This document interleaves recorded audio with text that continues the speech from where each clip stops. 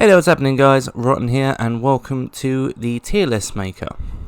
Something I've wanted to do for a long time now is use this. You can find it on tierlistmaker.com. It's a great little thing just for ranking and seeing which ones you like of particular games, sports, books, stuff like that. You can find it all on there, so please go and check that out if you're interested.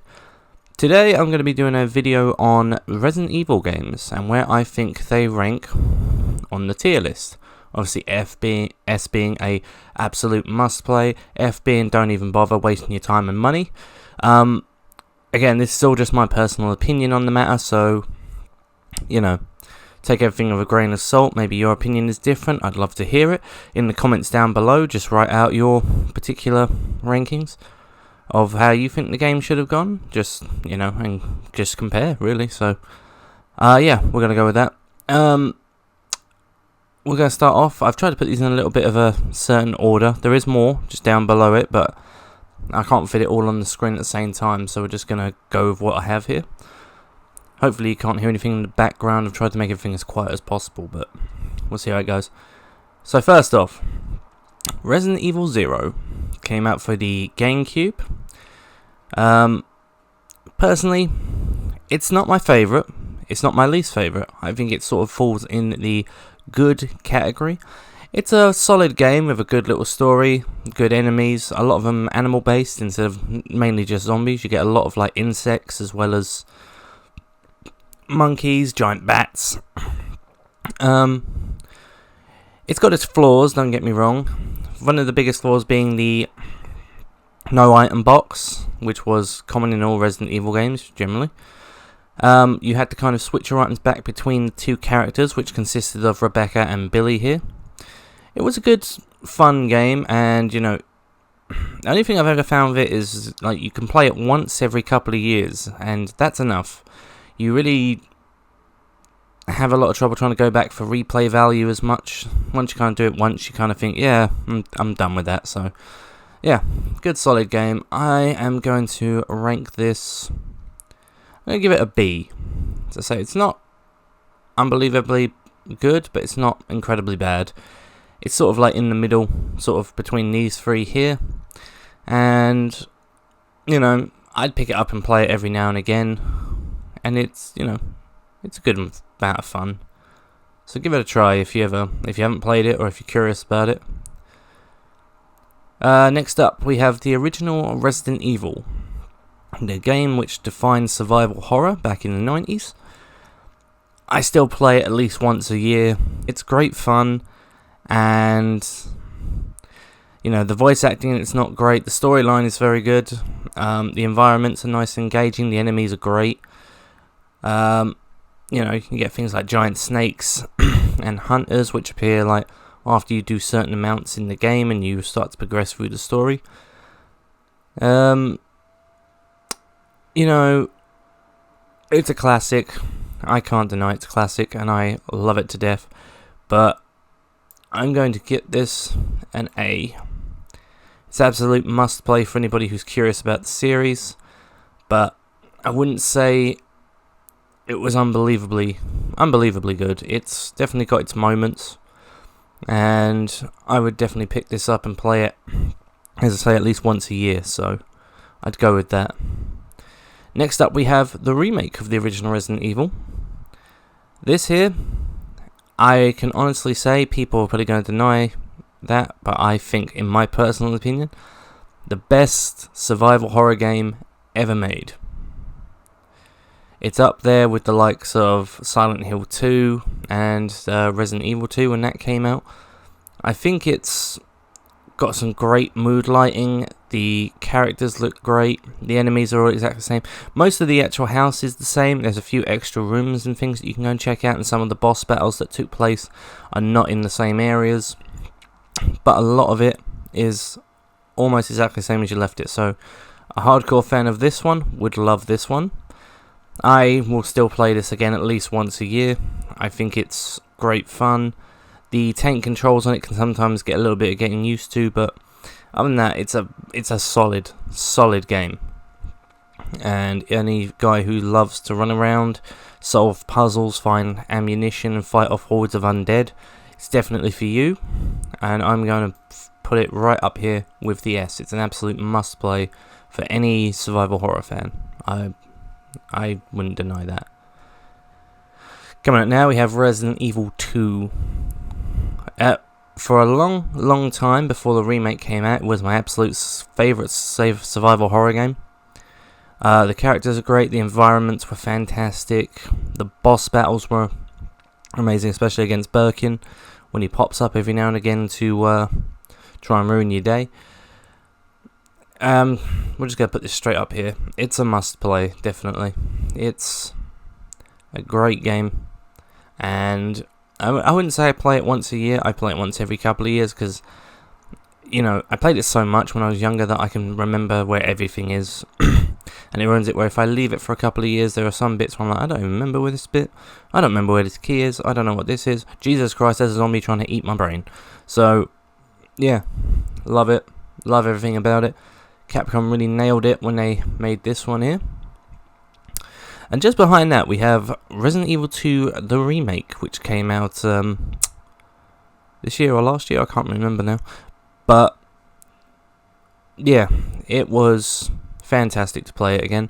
They kept the sort of overhead, well, over-the-shoulder controls of some later games, but it was done really, really well. The police station and everything still feels very similar to what it was before. A few extra rooms and a few extra things in there just to make the game a little bit longer, get you worth your money, which it absolutely was. The boss battles were still great.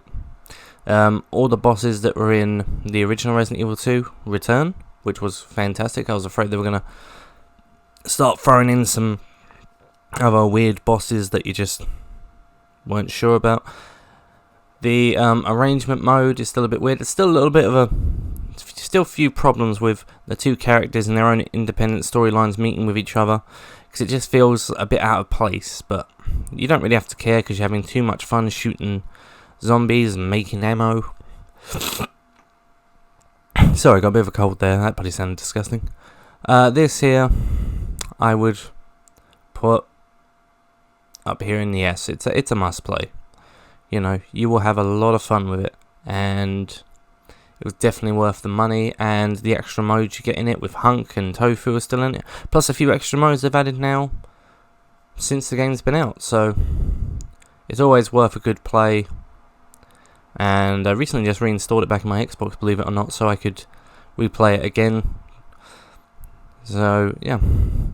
We're moving on to Resident Evil 3. This one here, I love it, personally. I wouldn't say it's my favourite Resident Evil game, but I do find it the most fun to play, because you have so many different ways to play it. You can either try to speedrun it completely and get through it, or you can just take your time with it. There are different paths and different decisions you can make which can impact certain parts of the game, which I thought was really good. Such as, you know, when the Nemesis attacks, you can choose to either fight it or run away from it, and sometimes that can then change things that other characters do, or some scenarios where you jump away from it and go into a different area of the game which you hadn't explored before. And the Nemesis itself is a great enemy to have. The hard mode allows you, if you knock him down in all encounters, you can get boxes which give you extra stuff which you can use throughout the game, which is really good.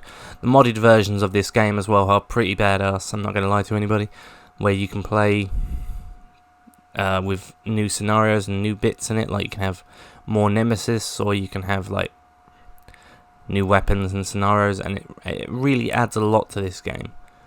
But saying that, anyone who's played this game before, it can generally take you 2 hours to an hour and a half to finish, even if you're not speedrunning it, if you just know where everything is. So it's not a very long game, which upsets me.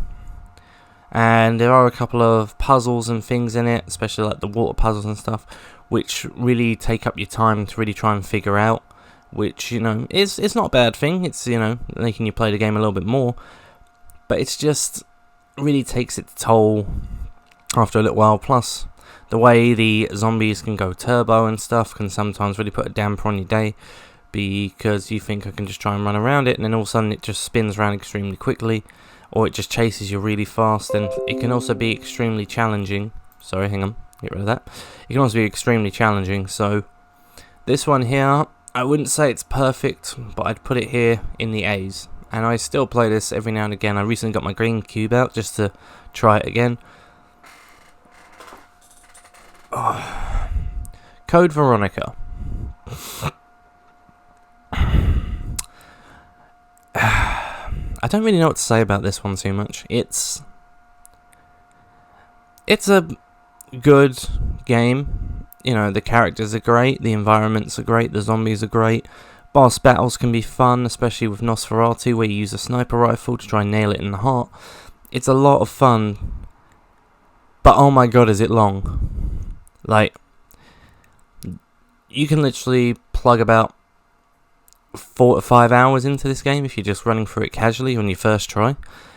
It's not bad in that kind of respect. There is a lot of backtracking and a lot of running around trying to find absolutely everything you need, and sometimes like you can be lost in the environment, because especially when you start playing in Chris's campaign, you know, when there's a lot of destroyed stuff, you have to find ways around, and sometimes it can really take about a good like 10 minutes or so to try and figure out the best way to get to the area that you need. I'll play it every now and again. I still find it kind of fun, and you know, it still holds a good amount of attention. It looks great, but at the same time, there's a lot of things in it that I would have just been like, oh, are you serious? So this, I'm going to give a solid B. Not bad, not great, sort of in between. Worth a play if you've never played it before, but you might only want to play it once and then you're just not going to do it again. Resident Evil 4. It's a great game. It's got a lot of stuff in it that's extremely fun, and you know, it gives you a lot of extras and a lot of it's got a lot of exploration, which is really cool. My biggest problem with this game is that it leans more towards the action than survival horror. Not saying that, you know, it doesn't have elements of survival horror, of course it does, but at the same time, there's a lot more emphasis on killing as many monsters as you can, and instead of just trying to find ways around, which is what the other games up there all sort of entail. You could sit around and kill them all, but you know, you're going to get to a point where you're going to be running low on ammo, where in this game, you know, the enemies, once you kill them, sometimes drop ammo, or you can find them just in crates or around. And you know, you got the merchant who can sell you new improved guns instead of just going around and finding them, which you you know, buy the guns using currency.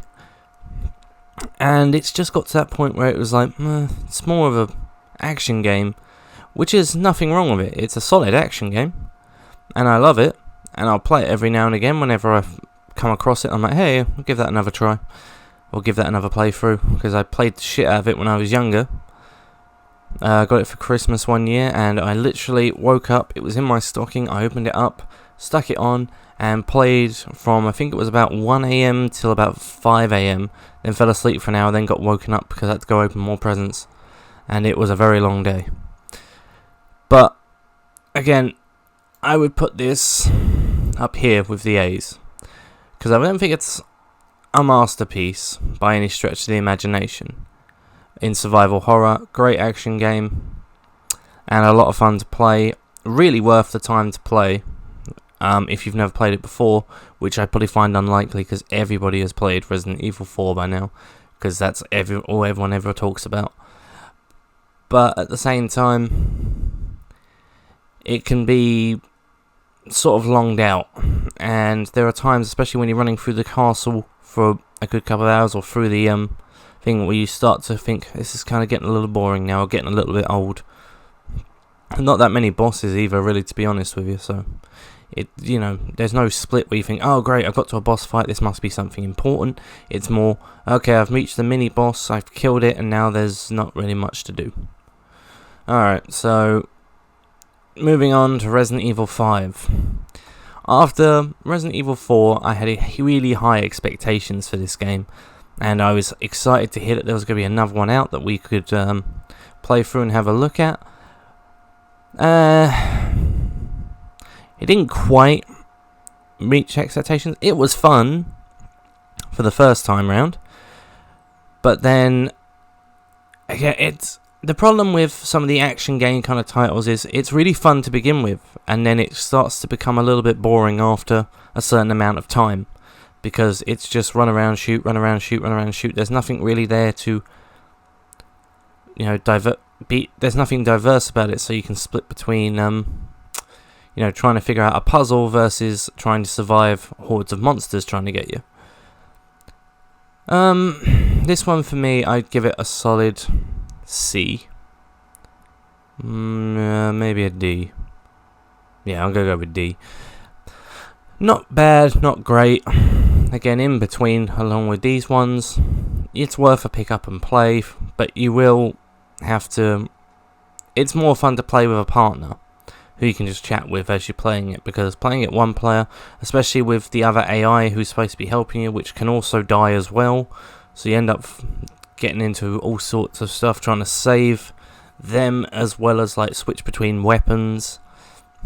It can be a little bit on the frustrating side.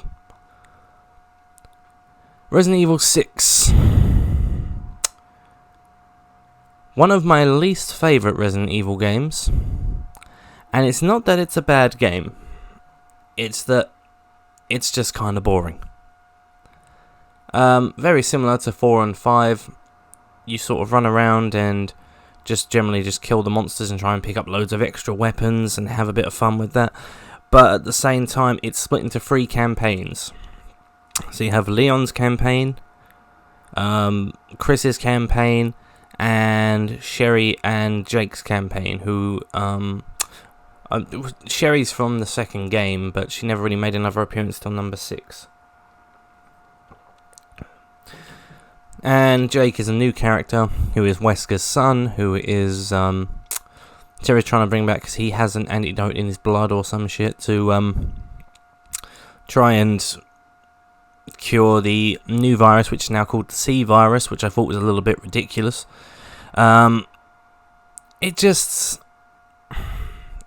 It's fun to begin with, and then it starts to get a little tedious, especially towards the middle.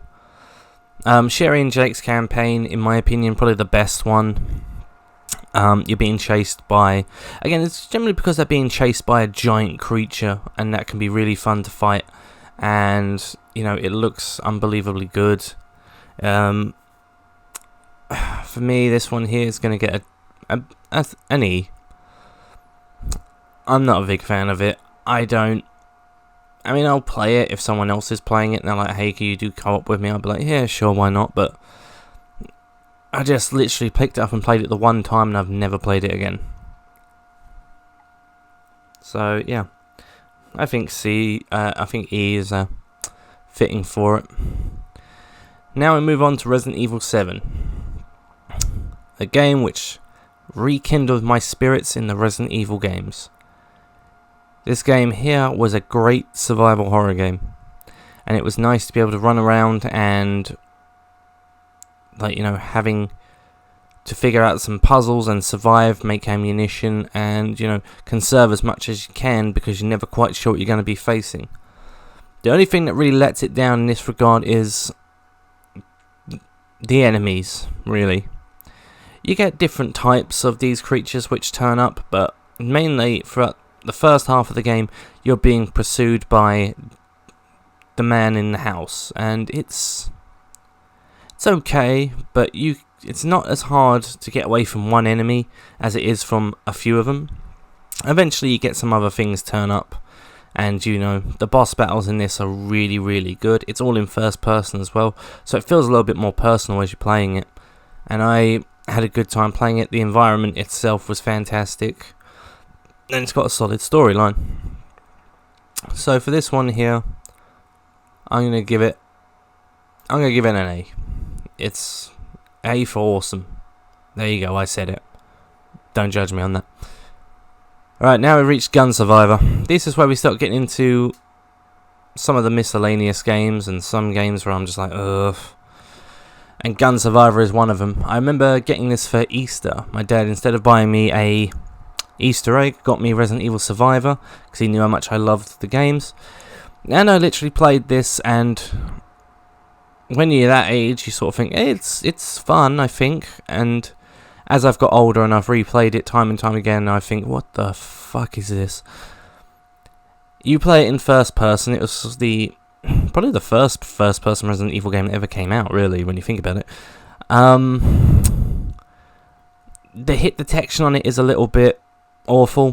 The camera views is awful. The control is awful. The characters aren't particularly engaging. It's all about a guy called Ark Thompson who is in a helicopter crash in the beginning of the game, and he has lost his memory and can't figure out where he is or what he's doing. So he goes around on this island and he starts to try and piece his memory back together, as well as come across some other people who have survived, and then he tries to save them.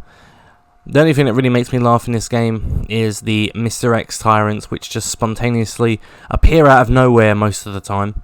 The hunters are a little bit shit. If things get too close to you, you find it really hard to hit them, because, you know, you can't move back and shoot. Literally, when you hit the button to bring up your crosshair, it stops you completely, and then you have to aim, and then to turn, you have to let go of it and turn, and then try again.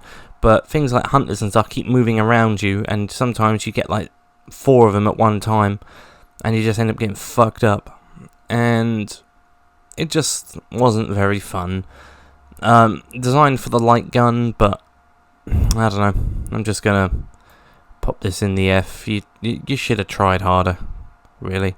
I don't think it was made by Capcom either, so to speak. I'll have to look that up later on, but yeah. Then we had Gun Survivor 2. Definitely an improvement from the first one. I'm not going to lie to anybody. But still very boring. You play as Claire and Steve in this one, and you run around on the island, and you have a time limit to try and finish the level. Now, I ain't got a problem with this. When your timer runs out, I had to see what happened, and the Nemesis comes to get you, which I thought was a little bit strange. And then you have to try and get away and try and get some more time so that you can, you know, get the Nemesis to stop attacking you. You have a boss battle at the end of every stage, which is really cool. But at the same time, it's just not particularly that fun. It's a very mediocre, like, shooting game. No crosshair needed this time around. You sort of just have the gun out in front of you, a bit like in the Doom style, and then you just look towards the actual enemy and shoot them. And this is back in the old days of PS2, so it really wasn't particularly very good. So I'm going to put this one in the E section. And we've reached the last couple of games just here, so let's see where we're going with this. Umbrella Chronicles, a Wii light gun game for Resident Evil. It's a lot of fun. It's great to play with another player. It takes you through some environments which you already know, and, you know, some extra little bits as well, which are in canon with the game. It's basically like going through the Resident Evil timeline and playing as certain characters who are surviving, like the Mansion Incident or City of the Dead or anything like that, or, you know, Resident Evil 3's Nemesis Attack. And yeah, it's a really fun game. I had a good time playing it, a good laugh with some friends. So this one here, I'm going to put into C. The Dark Side Chronicles, the second part of the Resident Evil light gun games. Again, it's a good laugh. This one here, you go through more Claire and Leon and Steve and Claire's campaign, I believe. And also you have Krauser and Leon, who are doing their own little separate storyline. You know, again, it's a C. It's good fun. Boss battles are really good, weapons are really cool, and everything's a lot of fun in it. So, we move on to 2 games. Yeah, the Outbreak series, or Resident Evil Online, if you were familiar with what it was called before. I really personally, I like these games. I do. I think they're a good challenge.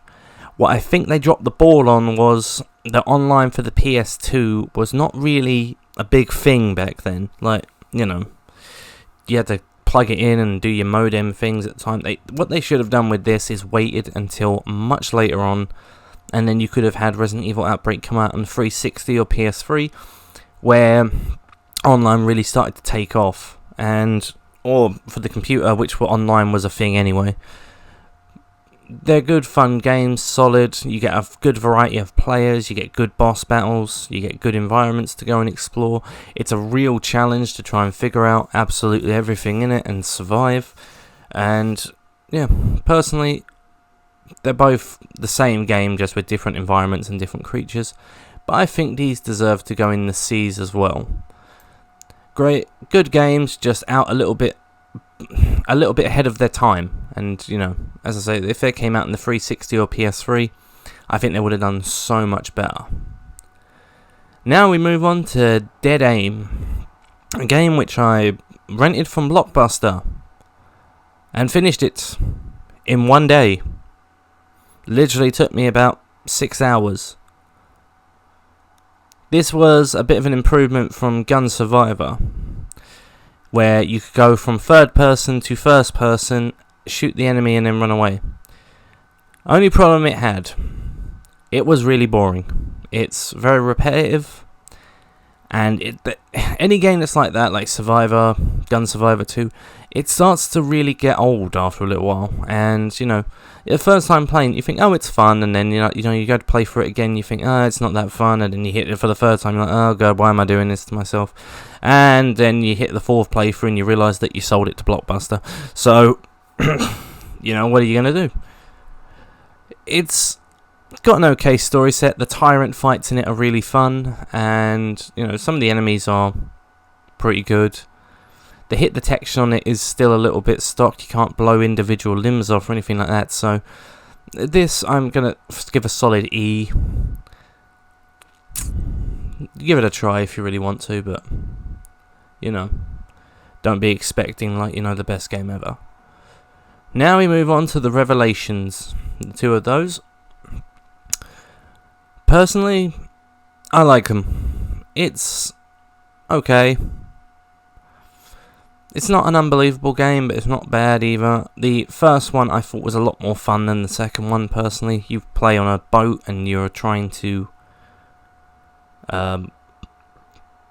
Actually, to be honest, I can't even remember what you're supposed to do in it. I remember playing it. I remember you get a lot of sea monsters and a lot of cool battles. The weapon variety is good. Environment, you know, you gotta love a boat game. Anything that's based on a boat is always one of those, I'm now trapped in the middle of the ocean with no escape, so I have to survive on this. So you start to feel a little bit better about it, you know. With Mansion, you could literally have just kind of gone out the door, as long as no dogs try to bite your fucking ass. But, you know, whatever, we'll go with it. So this one here, I'm going to give a solid C. It's definitely worth a play. It's not unbelievable, but it's good. The second one, I'm going to give a D to. A lot of people might disagree with me on that one, but I just found that one to be a bit more long-winded, and there are some bits in it, and you think, oh, what the hell is even happening in this? I don't get it. But, you know, you get to play as Barry. That's a plus right there, and it's got a nice little story to go with it. But, you know, and also the co-op aspect of them are quite fun. And, you know, if you've got friends to play with on it, you can sometimes have a really good time. Even if the game is terrible, as long as you've got people to play it with you, sometimes the game can be bearable. I'm looking at you, Fallout 76. Anyway, moving on to Resident Evil Garden. This one here I'm going to stick in the D, because it's an interesting take on how to play Resident Evil on a Game Boy Color. I mean, you know, were you expecting much on a Game Boy Color cartridge as a Resident Evil game? No, I didn't think you were either. Or I wasn't anyway. I was sort of looking at it going, okay, this might be interesting. The combat system of it is really interesting. The enemy variety is not particularly good, because it only really consists of zombies mainly, and a couple of tyrant fights every now and again. The storyline of it's quite good if you can get that far, but it is quite a challenge. And there's a lot to explore very slowly. 3D Mercenaries game, I just don't like the mercenaries personally. I don't like running around with a time limit, killing off as many creatures as possible, and if you lose, then you just have to restart it. It's just not my cup of tea. You got this in RE4, I want to say, yeah, RE4, where you could get a bonus game of the mercenaries, and you could earn enough money to get new weapons and new other stuff like that. It's just not my favourite thing in the world. And remember, this is all just personal opinion and things about these games. So, yeah. I am going to put Umbrella Chronicles right here. Umbrella Corp, sorry, that's wrong. This game here is kind of bullshit. It's supposed to mainly be an online game where you tag up with people and you go and fight another team while also fighting off zombies. There is a single player campaign, but it's basically run around, kill a bunch of monsters, pick up some stuff, and then wait for the level to end. But it's really, really not very interesting. Let's put it that way. It looks good. There's probably a lot of glitches in it and stuff I've never exploited, but it just wasn't the best idea that they ever had. And now we have Operation Raccoon City. Believe it or not, enjoyed playing this game. It was different. There was a lot of glitches, and some of the AI wasn't very good, and but you had some really cool fights in it. The idea of playing online with people with it and as a team was really good. That was the Xbox 360's version, but they should have done Outbreak. I'm just putting it out there. Looking at you, Capcom. And, it wasn't as bad as people made it out to be. You could still have fun with it. And, at the end of the day, everyone's like, oh, but graphics and this, that. No, I don't care about the graphics. As long as it's fun to play, who really cares? It can look the worst thing in the world, but if it's really fun, you don't care how it looks. You just want to play it because you're having a good time. So this one here, I'm going to put in the E, because there are some problems with it, and some of the combat's a little bit stock, and some of the difficulty things are a little bit bullshit, and sometimes the AI is not particularly very good, but it's still kind of fun. And that's it. So, yeah, I hope you all enjoyed that. Please remember to rate, favourite, comment, subscribe, and enjoy. Until next time, I will see you then. Hope you all really enjoyed this, because I did. Let's see what other people's opinions are. I'm excited to see what people think of their own thing. But until then, I will see you later. Bye bye.